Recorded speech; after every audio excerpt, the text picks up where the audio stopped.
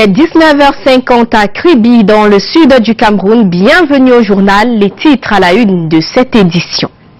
Du feu au complexe commercial de Kribi, un incendie ravageur s'est déclaré dans la nuit de jeudi à vendredi. Plus de 60 millions de francs CFA d'investissement partis en fumée, faute d'activité de la caserne des sapeurs-pompiers construite il y a pourtant 2 ans. C'est l'unique camion des sapeurs-pompiers du port autonome de Kribi qui viendra bien trop tard neutraliser les flammes. La ville de Maroua continue de sortir de sa torpeur. 3 ans après la grosse série d'attentats terroristes enregistrés, les habitants emploient la thérapie collective. Les habitants qui n'ont pas eu du mal à se mobiliser massivement autour des 21e universiades qui se sont refermées ce vendredi. Et puis, 2 nouveaux avions mis à la disposition de l'armée de l'air camerounaise. Les appareils de type Cessna de fabrication américaine ont été présentés ce jour à Yaoundé. C'était en présence du ministre délégué à la présidence de la République chargé de la défense. Voilà pour la une de cette édition.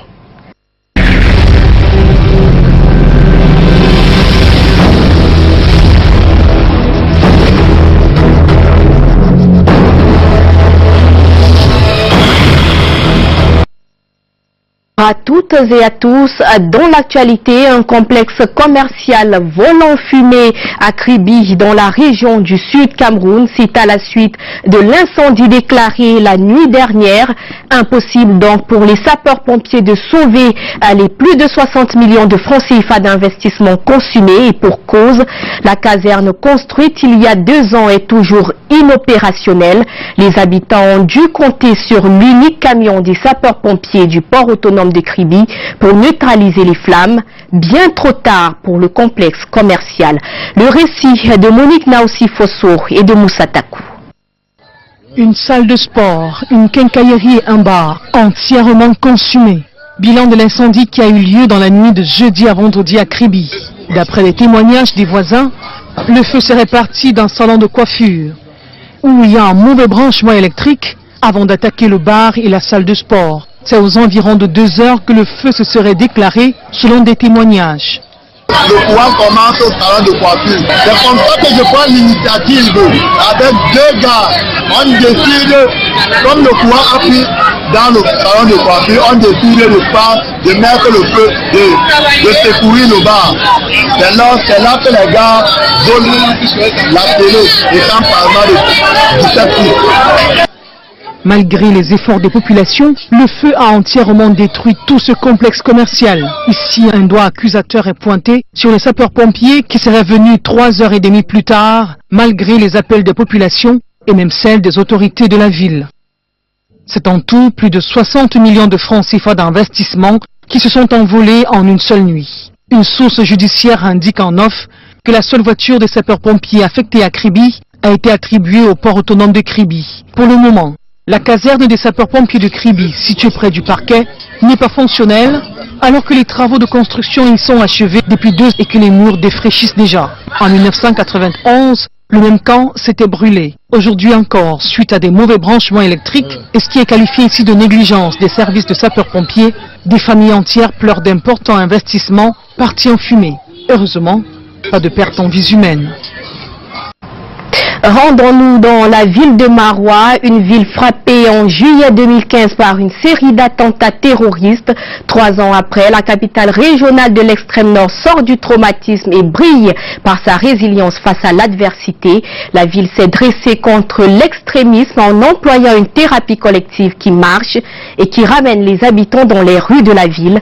Maroua visitée à la faveur des 21e universiades par notre envoyé spécial Eric Ngili. Maroua, la belle. La métropole régionale de l'extrême nord est une ville en damier, aux artères parsemées de nimiers. C'est d'ailleurs ce qui frappe le visiteur en premier, avant la chaleur de la cité et les fameux ponts verts, rouges et jaunes. Dans cette cité cosmopolite de 4665 km², vivent près de 700 000 âmes. Les Gizigas sont avec les Moufous, les populations autochtones. C'est d'ailleurs du Giziga qu'elle tire son nom, déformé plus tard par le colon. Maroua, dans le temps, c'était Maroua, et Maroua est le nom du premier occupant du Marois qui a été de la communauté d'Iziga. En 2015, Marois est meurtri par des actes terroristes perpétrés par la secte Boko Haram. Marois, terrorisé, a courageusement affronté la peur, au point où aujourd'hui, le traumatisme n'est plus perceptible. On a déjà oublié tout ce qui s'est passé dans ma vie sans à l'heure. Ma vie vraiment sans à l'heure. Il n'y a plus d'inquiétude, il y a la sérénité quoi. On voit que Marois en paix, Dieu nous garde, Dieu nous protège, malgré la difficulté qu'on retrouve ici en paix. On s'attendrait à entrer dans une ville policière que non. Marois présente un visage rayonnant aux activités socio-économiques en pleine reprise. L'entièreté des populations n'a pas cédé, n'a pas paniqué. Et vous le vivez, des jours comme des nuits.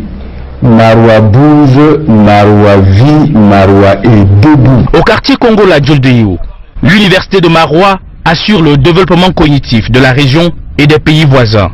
28 000 étudiants, dont plus de 3 000 venus du Tchad et du Niger, prennent cours. L'université de Marois a transformé pratiquement l'environnement,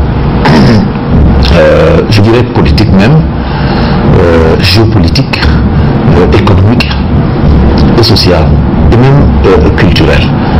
Vous savez, nous sommes dans ce que nous avons appelé la démocratisation du savoir universitaire. Pour tout dire, Marois est debout et vit, ceci de jour comme de nuit. Pour les noctambules, le quartier d'Omayo est un paradis. À Avion-Melès ou dans les cabarets du boulevard, l'ambiance, c'est jusqu'au petit matin. Parlons de bien-être et de beauté. Le Congrès international sur le bien-être a officiellement ouvert ses portes hier dans la ville de Douala.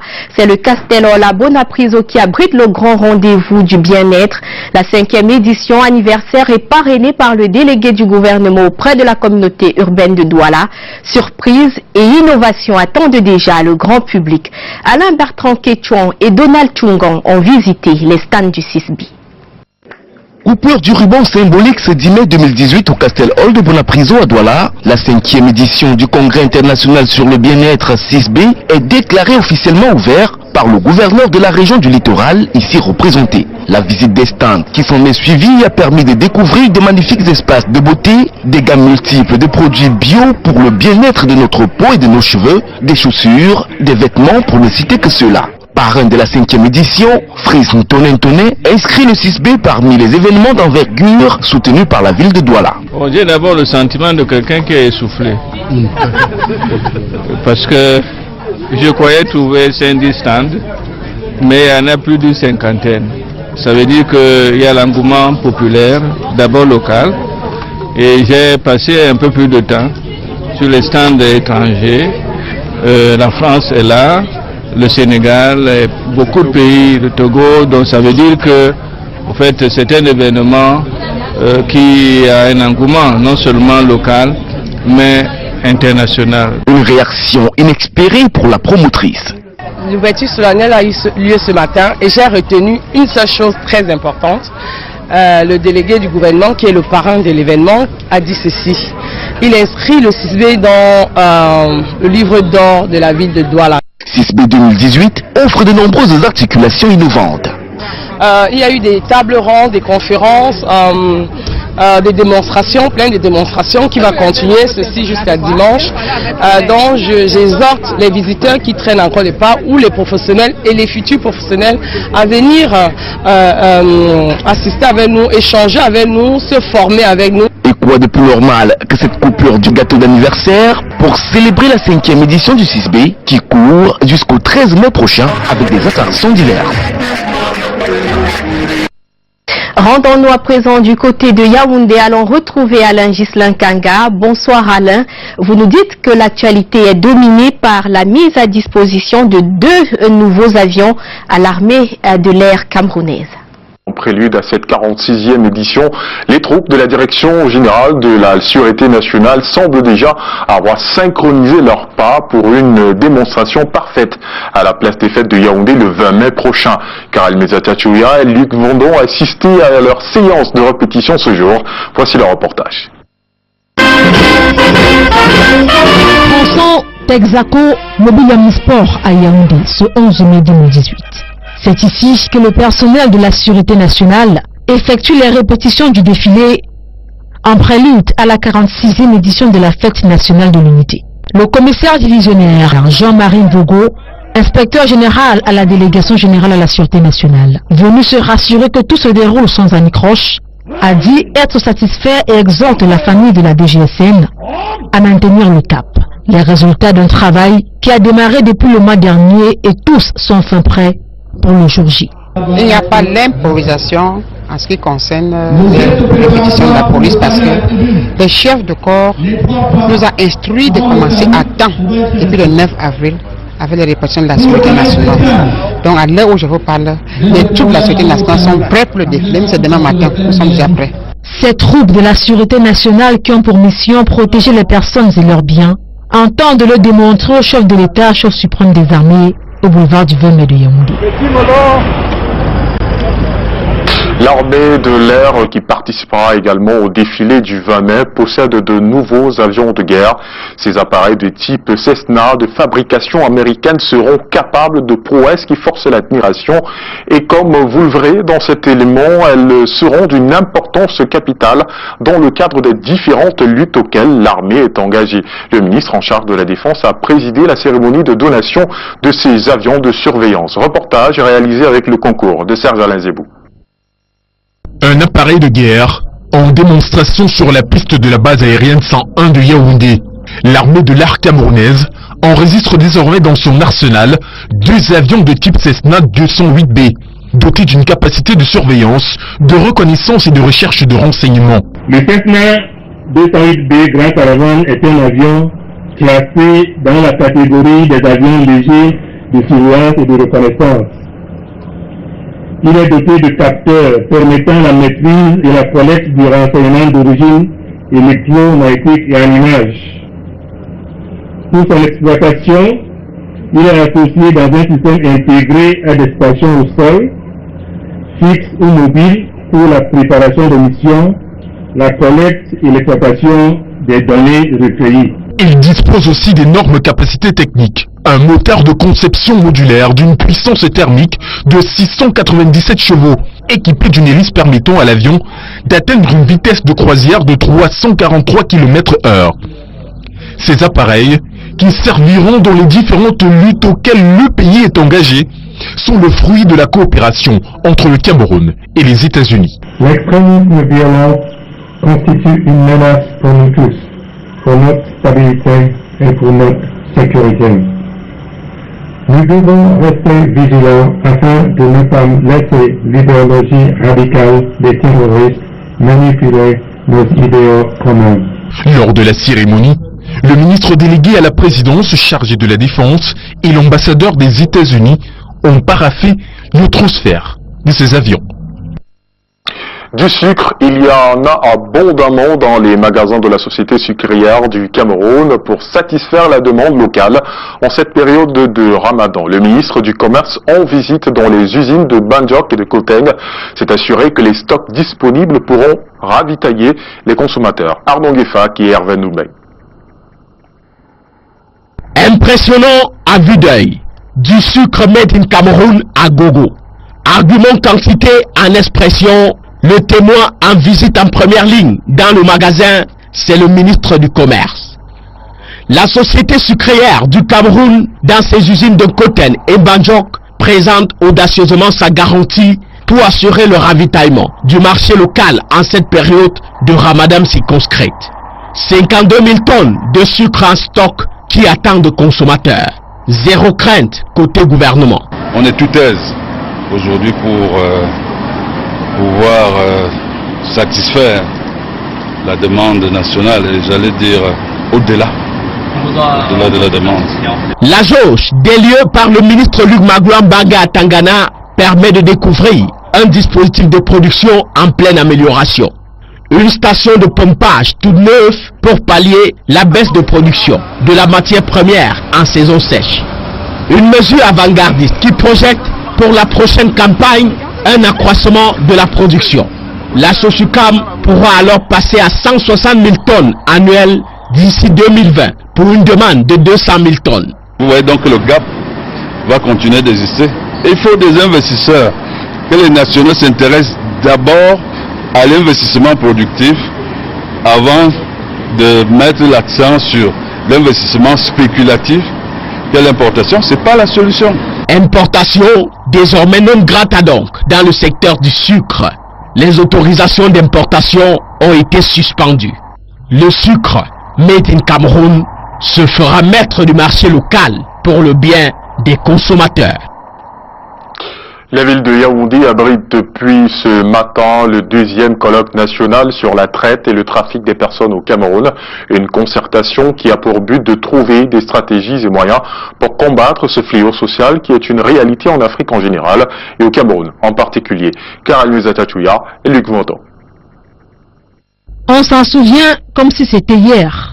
Des migrants camerounais qui, après avoir subi diverses formes de traite et de trafic des personnes en Libye pendant des mois, sont revenus au bercail grâce à l'intervention du gouvernement et ses partenaires. Plusieurs victimes de la secte terroriste Boko Haram dans la partie septentrionale de notre pays n'ont pas eu la chance d'échapper à ce fléau social. Les femmes et les enfants payent le plus lourd tribut. On donne un enfant ou un adolescent, souvent une fille, à une famille, et puis on ne s'en occupe plus. Et l'enfant, l'adolescente, devient une esclave économique, dans des cas extrêmes, une esclave sexuelle. Malgré les efforts des pouvoirs publics pour éradiquer la traite et le trafic des personnes au Cameroun, le mal persiste. Le colloque national, ouvert ce 11 mai à Yaoundé, permettra assurément de trouver des pistes de solutions plus efficaces. Acteurs des secteurs privés et publics mutualisent leurs expériences et expertises. Une plateforme aux acteurs de la lutte pour qu'ensemble ils croisent leurs regards et formulent des recommandations qui seront des stratégies à mettre sur pied pour que cette pratique cesse. La ministre des Affaires sociales qui préside les travaux de ce 2e colloque attend des résultats bien précis. En vue de nous aider à détecter, dénoncer ou signaler les cas de trafic et de traite, vulgariser la législation en matière de prévention et de répression des actes de trafic et de traite, anticiper l'action de prise en charge des victimes, mettre en place un circuit d'information de la dénonciation, du signalement à la prise en charge. Objectif visé, éradiquer ce phénomène abject et déshumanisant. Des projets avec un impact positif pour une communauté bientôt mise en compétition. Ce concours concerne les jeunes chercheurs de 13 à 21 ans passionnés de sciences, technologies, de l'ingénierie et des mathématiques. Les détails avec Delphine Fonkou-Téné et Constant Kamga.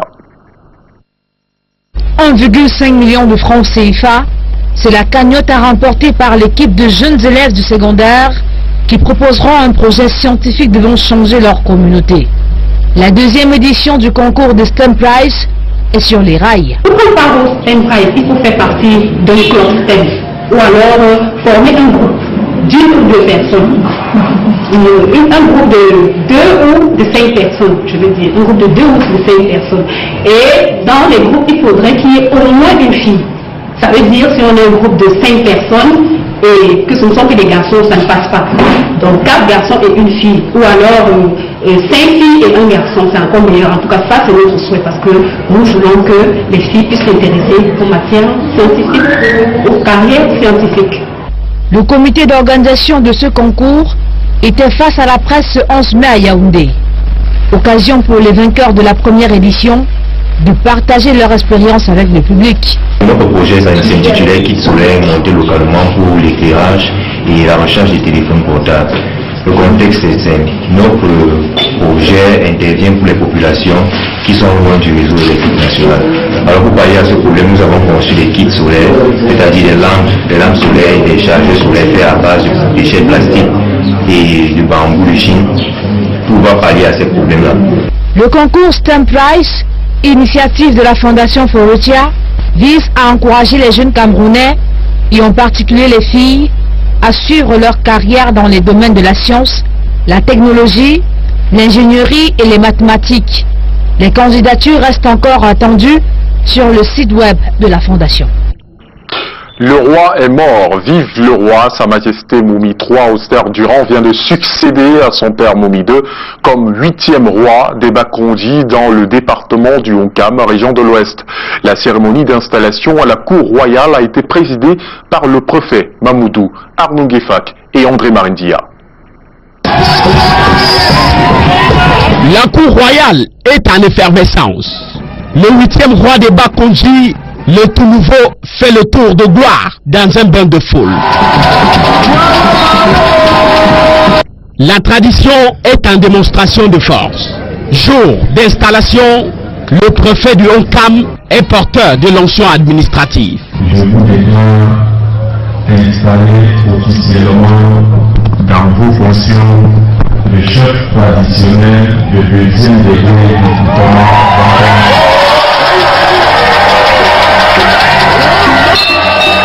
Il est question pour l'autorité administrative de restituer le nouveau chef dans le contexte réglementaire. Rappeler au nouveau chef ses droits et obligations et même le régime de sanctions lorsqu'il y a les manquements. Moumi III Austère-Durand, lui le roi. Deux proches collaborateurs à ses côtés. La reine-mère Mouko et le premier conseiller Chouepo. Ils sont désormais parés de leurs attributs.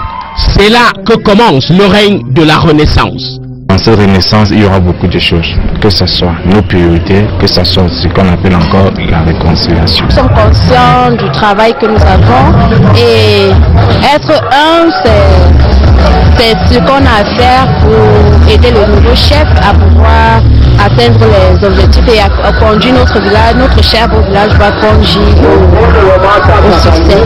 L'élite, tout en synergie avec les populations, s'est donné corps et âme pour l'aboutissement de ce moment heureux. Un comité d'organisation qui achève sa mission. La présidente couronne-la par un cadeau spécial au roi. Nos élites, intérieures, extérieures, vous ont offert un cadeau que vous allez découvrir tout de suite.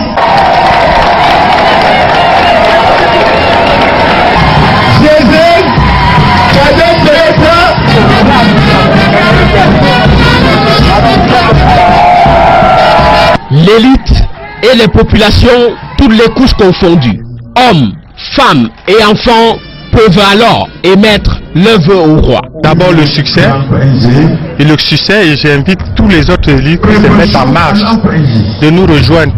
Les choses anciennes, les divisions, la haine sont passées. Et aujourd'hui, le groupement, qui a un nouveau chef, se bâtit sur un fondement d'amour, sur un fondement de réconciliation. Toutes les jeunes filles Bakondji, ici et d'ailleurs, se regroupent à Bakondji pour que nous puissions valoriser notre culture. Le roi de la 8e dynastie des Bakondji peut alors rejoindre ses compères à la loge sacrée, digne successeur de son père Moumi II décédé. Le roi est mort, vive le roi.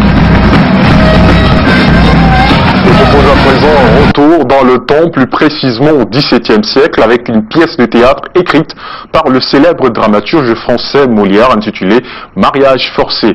Le comédien et metteur en scène camerounais Ambroise Mbia présentera cette pièce qui stigmatise et sensibilise sur ce fléau à l'Institut français le 14 mai prochain. Suivons Delphine Foncoutené et Francis Quetnan dans les coulisses de la préparation de ce spectacle. La pièce théâtrale Le mariage forcé, écrite par le comédien et dramaturge Jean-Baptiste Poquelin, dit Molière, bientôt en spectacle à Yaoundé. Voilà la mission du théâtre, apporter sa contribution aussi, parce que le théâtre n'a pas pour mission que de divertir. Le théâtre a pour mission d'éduquer. Et voilà un peu cette contribution que nous voulons apporter en donnant du plaisir aux spectateurs qui seront là lundi 14 mai à 18 h au Centre culturel camerounais, de découvrir une pièce de théâtre qui est actuelle. La comédie ballet qui sensibilise sur le mariage forcé et arrangé est mise sur scène par des jeunes et vieux comédiens venus d'ici et d'ailleurs. On retrouve une distribution mixte. Quand je dis mixte, c'est vrai qu'il s'agit d'une pièce de Molière, il y a les Français, il y a des Camerounais. Mais surtout, ce qui est important, c'est qu'on retrouve dans ce panel de comédiens, des doyens. J'ai envie de dire des vice-doyens, mais surtout des jeunes. Ces jeunes qui partagent le plaisir de jouer Molière. Ce n'est pas un texte facile. Donc vous voyez que là nous entrons aussi dans le cadre de la formation des jeunes, de la préparation de la relève. On a essayé de respecter le texte de Molière, la diction, la meilleure possible, mais on y a aussi ajouté quelques petits éléments, une petite couleur camerounaise qui est fort intéressante et qui ne peut qu'enrichir. Je pense que Molière serait très fier de voir comment ce qu'on a fait de sa pièce ici. En attendant le jour J, les répétitions se multiplient afin d'offrir du beau aux amoureux du théâtre de Yaoundé. Vous le savez, le Camerounais Roger Kododon a été réélu hier comme président du Parlement africain et ce matin, notre envoyé spécial en Afrique du Sud s'est entretenu avec lui sur ce qu'il entend faire de son mandat, notamment sur la question de l'autonomie financière du Parlement panafricain. Roger Kododon répondait à Ghislain Pierre-Issodo. Le gros problème ici, c'est le financement du Parlement panafricain. Non seulement le financement, mais la gestion des finances. Notre règlement intérieur dit que le secrétaire général est ordonnateur du budget. C'est pour ça que chaque fois que les gens s'agitent, ils veulent le compte rendu, le rapport d'activité. Le rapport d'activité n'est axé que sur les activités que le pape a menées. Mais le rapport financier du pape, c'est au niveau de l'Union africaine. Parce qu'il y a les auditeurs qui viennent ici pour auditer la gestion du secrétaire général et ramènent le rapport à l'Union africaine. Donc, ce qui est bien, ce qu'il faut, nous espérons, avec la réforme du président Kagame, que quelque chose peut être fait pour améliorer le financement du pape. Parce que chaque fois que notre budget était présenté au pape, auprès des ambassadeurs, il diminuait drastiquement ce budget. Ce qui était une entorse. Vous avez un parlement, c'est les ambassadeurs qui votent le budget et c'est la commission qui gère. Donc je pense qu'avec la réforme du président Kagame, on va revoir un peu le mode de financement de l'Union du Parlement, comme on est en train de revoir le mode de financement de l'Union africaine avec ce prélèvement de 0,2% des importations exigibles. Ça voudrait dire que le budget du pape va s'améliorer. Et la suite de ce journal avec vous, Adja Maïramou. Bonsoir. Bonsoir Alain Ghislain Kanga. La suite, c'est dans l'actualité en culture. On parle de droits d'auteur. Les organismes de gestion des droits d'auteur et droits voisins ont effectué une première sortie ce vendredi dans la ville de Douala. Ils étaient chez des exploitants à tort des œuvres de l'esprit pour des fins commerciales. Une grande sensibilisation qui aura produit de nombreuses promesses. C'est ce que nous disent Lille Piéjou et Luciano Ndiakou.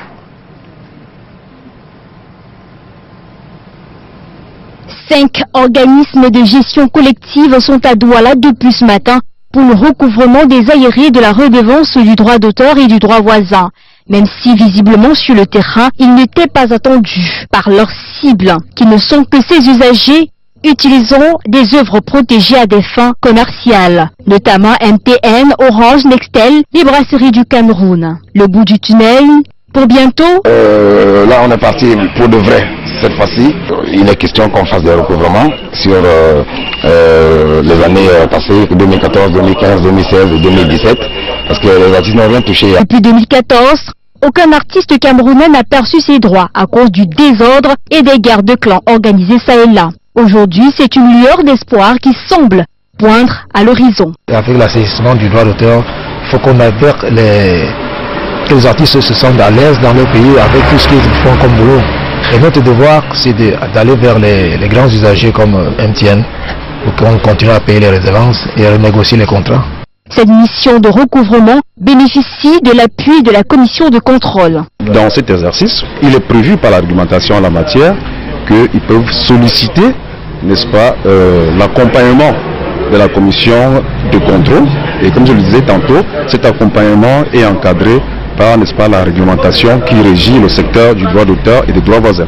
Rappelons que le processus de mise en conformité des organismes de gestion collective au Cameroun a abouti à la création de la Société nationale camerounaise de l'art musical, la Société civile camerounaise des droits voisins, la Société civile des droits de la littérature et des arts dramatiques, la Société civile des arts audiovisuels et photographie et la Société civile des arts plastiques et graphiques. Une note à présent dans l'actualité sportive. L'Institut national de la jeunesse et des sports sur le toit des Jeux universitaires des universiades camerounaises au terme des 21e Jeux universitaires de Maroua, l'INJS s'arroge le trophée général des universiades avec 15 médailles d'or, 4 en argent et 6 en bronze. Il est suivi par l'université de Yaoundé 1 et l'université de Douala, l'université des montagnes et l'université catholique d'Afrique centrale sont derniers des 22 délégations, tandis que des médailles de participation ont été remises aux délégations venues du Tchad.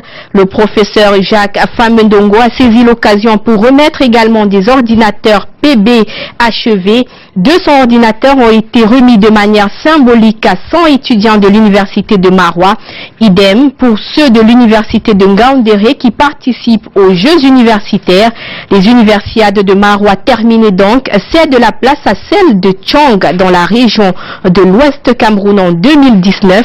Nous reviendrons sur cette information dans nos prochaines éditions. Mais pour l'instant, je vous propose de suivre cet extrait du ministre de l'Enseignement supérieur au terme de la cérémonie de clôture qui vient de s'achever sur le campus de Kongola à Maroua. Jacques Famendongo est au micro d'Eringeli. Plusieurs records sont battus, les athlètes ont été pétulants, intrépides, combatifs et ils ont fait le fair play. Il y a aussi le volet culturel, ce sont les fans clubs qui ont été comme d'habitude étincelants et magnifiques. Il y a le volet entrepreneurial avec le GTEC, c'est-à-dire la valorisation des talents et de la créativité, de l'inventivité des étudiants entrepreneurs. Vous savez que le chef de l'État favorise l'entreprise estudiantine. Il y a aussi le volet de la gouvernance numérique. Nous avons remis au nom du chef de l'État, son Excellence Paul Biya, symboliquement 100 ordinateurs aux étudiants biométriquement enrôlés de l'université de Maroua, idem pour l'université de Ngaoundéré. Ensuite, les recteurs eux-mêmes continueront la distribution aussi bien à Maroua qu'à Ngaoundéré. Terminons ce journal avec la chronique de Dobel sur les misères du livre au Cameroun. Le Salon international du livre de Yaoundé a été l'occasion de rappeler l'importance des ouvrages de plus en plus relégués au second plan à des préoccupations quotidiennes. La chronique de Jacques Dobel, lue par Yvonne Katinken. Sous le thème « Le livre, outil de consolidation de la paix et de l'unité », le deuxième Salon international du livre de Yaoundé, en abrégé SILIA, a ouvert ses portes mardi 8 mai pour se refermer le dimanche 13 mai 2018. Ainsi, le livre, outil par excellence de formation et de communication, aura été célébré sous toutes ses coutures par plus de 15 000 visiteurs, écrivains, éditeurs et diffuseurs camerounais et étrangers de renom, invités par le ministre des Arts et de la Culture, le professeur Jean-Narcisse Mouelekambi. Il s'agit à cette occasion de promouvoir et valoriser le livre et ses principaux acteurs au Cameroun et dans la sous-région selon les organisateurs. À ce titre, le SILIA arrive à point nommé. Et pour cause, il est de notoriété publique que le livre est relégué à la queue du peloton après la ration alimentaire, la bière, le loyer, les soins de santé et autres besoins primaires et charnels. Même le livre scolaire, si nécessaire pour les besoins pédagogiques, n'a plus de place dans les budgets des familles moins nantis ou à revenus moyens. Tenez, la métropole économique du Cameroun, forte de plus de 3 millions d'habitants, dispose de moins de 10 librairies et points de vente de livres. Il ne figure même pas parmi les espaces marchands les plus fréquentés de la ville. À titre d'exemple, une boulangerie en face de l'une des bibliothèques les plus fournies traîne plus de monde de jour comme de nuit. Ce n'est pas tout.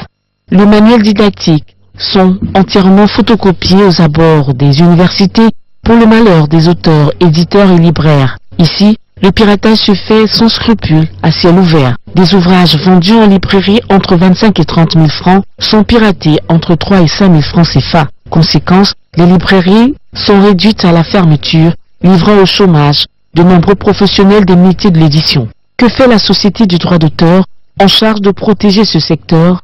Rien. Pendant qu'on se bat autour des œuvres musicales, les bibliothèques se meurent.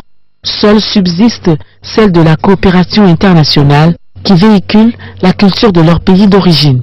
Vivement que le Salon international du livre de Yaoundé sorte ce produit de ces misères actuelles pour qu'il rayonne. Et c'est la fin du journal. Merci de votre fidélité. Le prochain rendez-vous avec le grand format de l'information, c'est demain à 20 h. Bonne soirée et bon début de week-end à tous.